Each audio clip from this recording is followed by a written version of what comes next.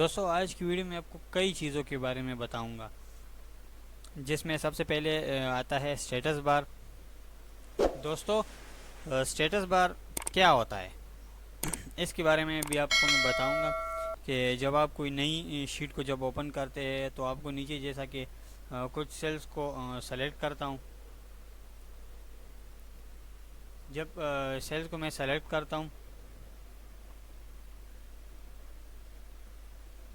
तो नीचे आपको एवरेज दिखेगा, काउंट दिखेगा सबसे नीचे वाली लाइन में, जिस तरह के इसमें ये देख लिया। आपको एवरेज सेलेक्टेड सेल दिखेगा और काउंट दिखेगा, सम दिखेगा इसका कि इसमें सम का फार्मूला लगा था। और नीचे इधर आपको फिर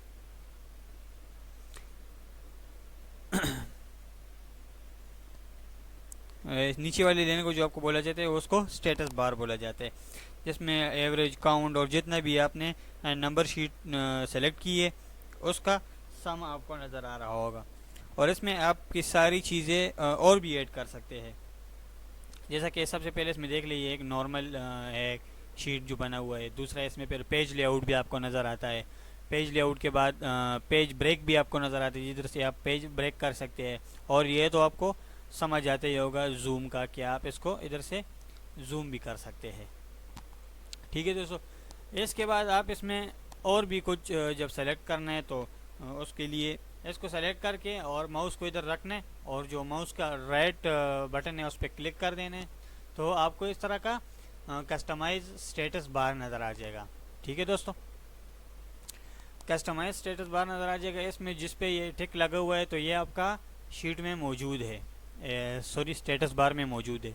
इसमें ये देखिए fix decimal, scroll lock, number lock, caps lock, permissions और इंफॉर्मेशन मैनेजमेंट पॉलिसी और सिग्नेचर ये ऑफ है। इसमें सिर्फ ये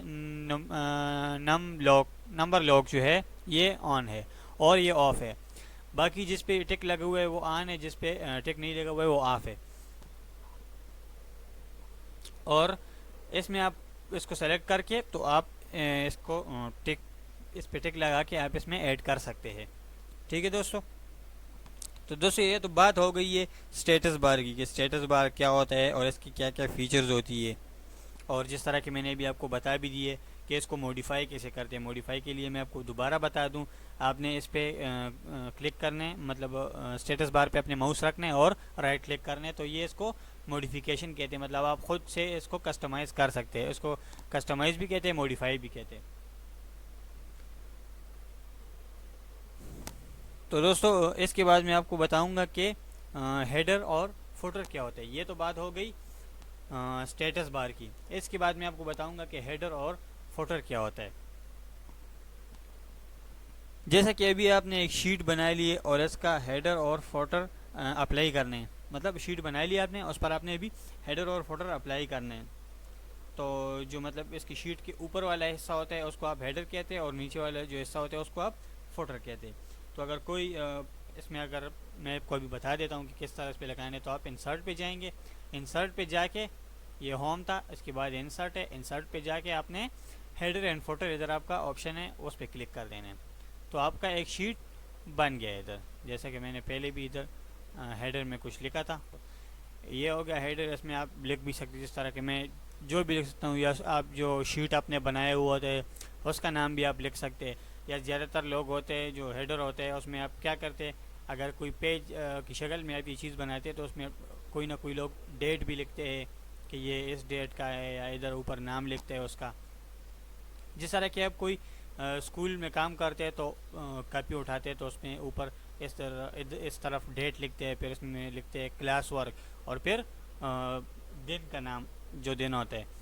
लेकिन इधर शीट है, शीट में आपने वो लिखने है जो आपने शीट बनाए होते हैं, तो इधर आप शीट का नाम लिखेंगे, मतलब हेडर उसको वो देंगे, या स्कूल का नाम या शीट का नाम जो भी आपने बनाया हो।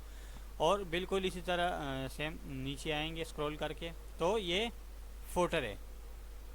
फोटर में जिस तरह के आपने देखा होगा कि ज़्यादातर जो बुक्स होते हैं उसमें सबसे नीचे जो पेज में होता है तो वो इधर नंबर लिखा होता है, पेज का नंबर लिखा होता है कि कौन सा पेज है। और इधर आपको बताया हुआ होता है कि पेज मतलब कि बुक किसने बनाया है, बुक किसने बनाया है, मतलब कौन सी कंपनी का है, तो वो इधर या इधर लिखा होता है। और इधर नंबर लिखा होता है।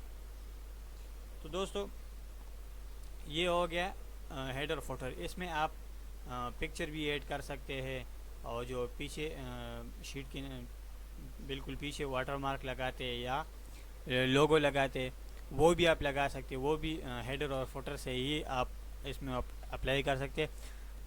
दोस्तों उसके लिए भी हमने वीडियो बनाई है पिछले क्लासेस में, तो आप अगर एक सीक्वेंस से ये कोर्स देख रहे हैं तो आपने पहले वो ही देखा होगा। हमने इसके लिए इसकी भी वीडियो बनाई है कि वो कैसे आप इसमें वाटर मार्क लगा सकते हैं, लोगो लगा सकते हैं। तो वो हमने उस पर बात की है, आप अगर नहीं देखा है तो जाके देख लीजिए उसमें। तो ये हो गया दोस्तों हेडर और फुटर। तो दोस्तों इसके बाद मैं आपको बताऊंगा नंबर फॉर्मेट के बारे में। नंबर फॉर्मेट के अलग अलग टाइप होते हैं, ये अलग अलग टाइप के फॉर्मेट होते हैं। इसके बारे में थोड़ा बहुत मैं आपको बता देता हूँ। तो चलिए, सबसे पहले दोस्तों आप आ जाएंगे होम टैब पे। होम पे आके फिर आप इधर नंबर में देखेंगे। नंबर पे आप देखेंगे तो ये जनरल के साथ इधर ये छोटा सा एक बना हुआ है, इस पर आप क्लिक करेंगे तो इधर आपको general, number, currency, accounting, short date, long date, time, percentage, fraction, scientific और टेक्स्ट, इसके बारे में बताया हुआ है। ये मुख्तलिफ फॉर्मेट है। तो सबसे पहले हम नंबर का फॉर्मेट देखते हैं। नंबर का फॉर्मेट देखने के लिए आप इसको क्लिक करेंगे और इस पर आप ये पहले तो जनरल लिखा हुआ है ना, तो जनरल तो वैसे ही रहेगा। अगर आप इसमें नंबर वाला अप्लाई करेंगे तो नंबर पे क्लिक करके आपको एक सीक्वेंस में शो हो जाएगा। हर एक नंबर जो ख़त्म होता है उसके बाद पॉइंट लग के 00 लगा दिया गया। ठीक हो गया दोस्तों। इसके बाद ये तो हो गया नंबर का। इसके बाद मैं आपको बताता हूँ कि करेंसी का क्या होता है।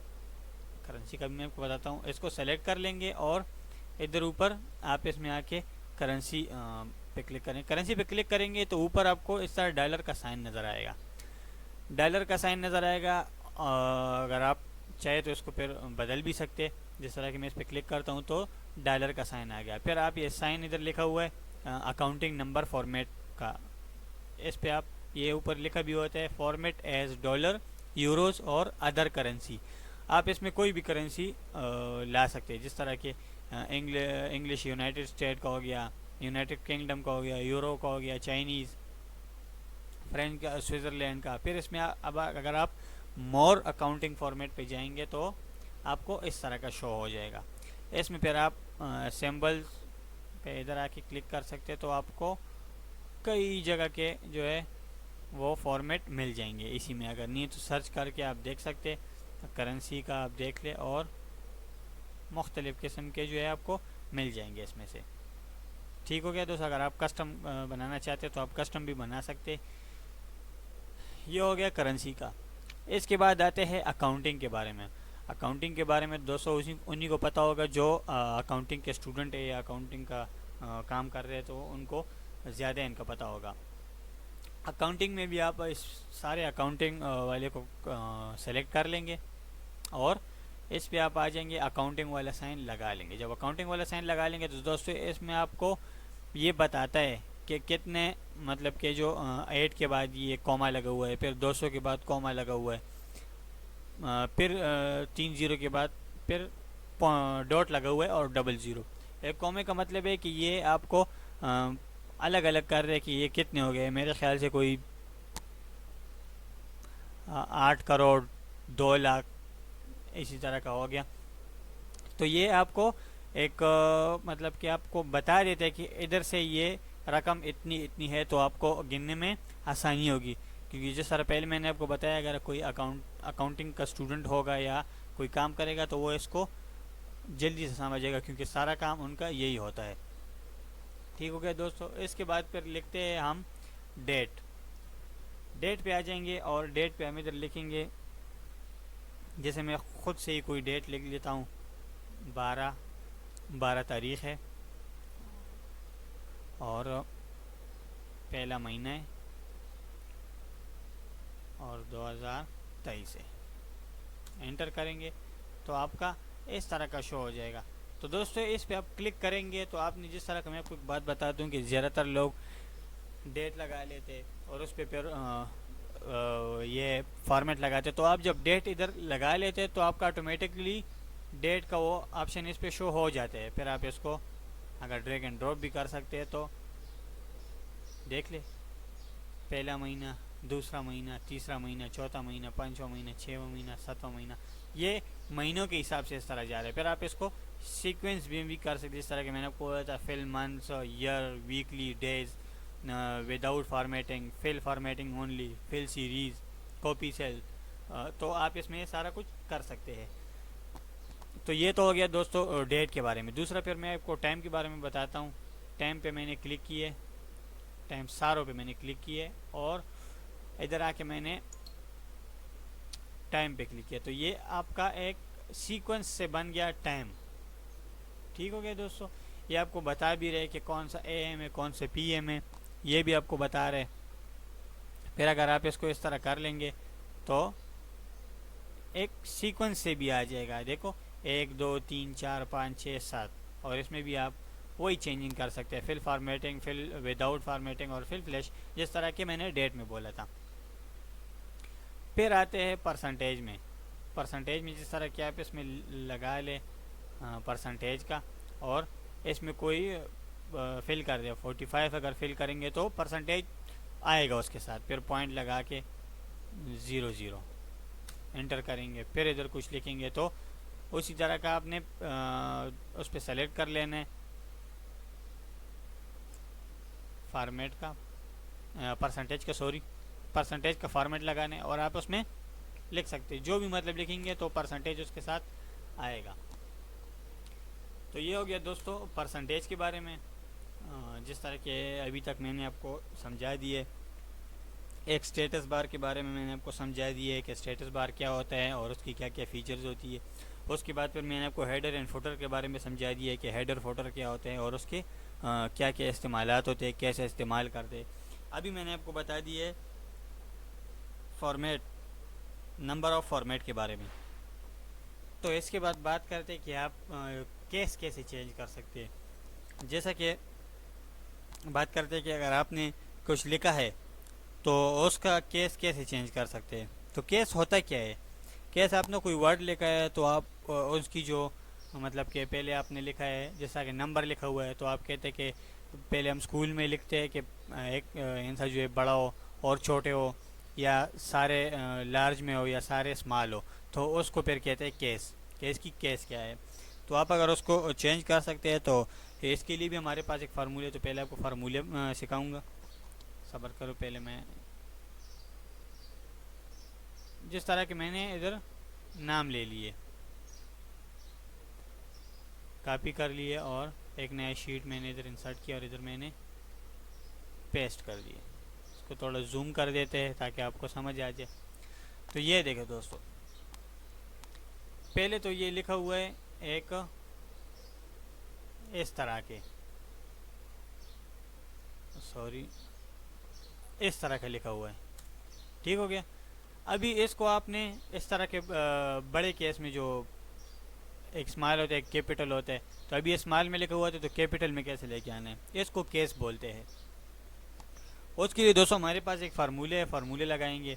फार्मूले इधर मैं आपको लगा के दिखाता हूँ। सबसे पहले हम लगाएंगे इक्वल का साइन, क्योंकि मैंने आपको बताया हुआ है जो भी आप फार्मूला अप्लाई करेंगे सबसे पहले इक्वल का साइन लगाना लाजमी है। उसके बाद फिर आपने फार्मूला लगाना है इसमें अपर का, अपर का आपने फार्मूले लगाने। फिर आपसे ये टेक्स्ट मांगते हैं कि क्या टेक्स्ट किसको मतलब कि अपर फार्मूले में करना है।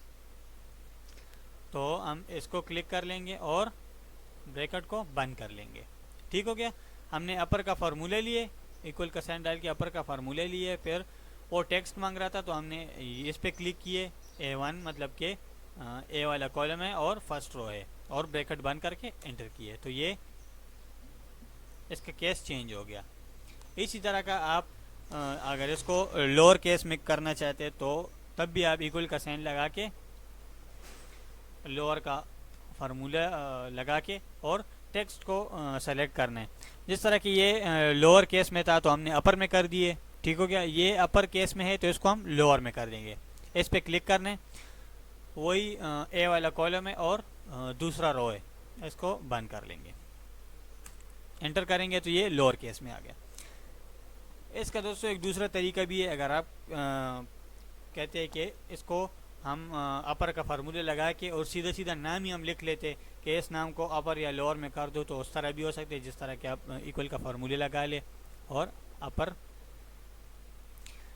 अभी टेक्स्ट में अगर आप कहें कि हम नाम लिख लेंगे, जिस तरह कि मैंने पहले भी लिखा था अली का नाम, अली लिख लिया इधर और ब्रैकेट बंद कर दिया। जिस तरह आपने बोला था कि हमने सेलेक्ट किए तो चलो लिख ही लेते हैं इधर। इसको एंटर करेंगे तो नहीं नज़र आएगा आपको और वो आपका जवाब सही नहीं देगा, कह रहे कि नाम गलत है।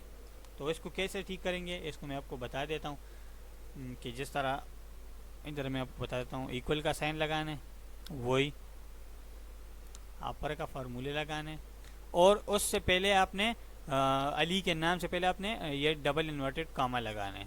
ये लगा के अली का नाम लिख लो, फिर डबल इन्वर्टेड कॉमा और ब्रैकेट बंद और फिर एंटर करो तो आपको आ जाएगा। तो बिल्कुल इजी काम था इसका भी, समझाना बहुत आसान था।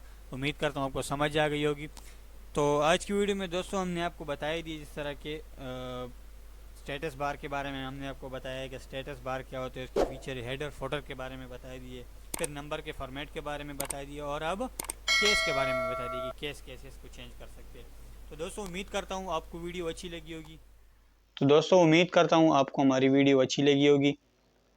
तो अगर आपको हमारी वीडियो अच्छी लगी है और आपको समझ आ गई है तो वीडियो को लाइक और शेयर ज़रूर कीजिएगा। और अगर आप इस तरह के हमारी और इन्फॉर्मेशन वीडियोस देखना चाहते हैं या और कोर्सेज देखना चाहते हैं तो हमारे चैनल पे विज़िट कीजिए और हमारे चैनल को भी सब्सक्राइब करें, साथ में बेल आइकन का बटन भी दबाएं ताकि हमारी हर नई और इन्फॉर्मेशन वाली वीडियोज़ आपको आसानी से मिल सकें। तो हमें दीजिएगा इजाज़त। अल्लाह हाफ़िज़।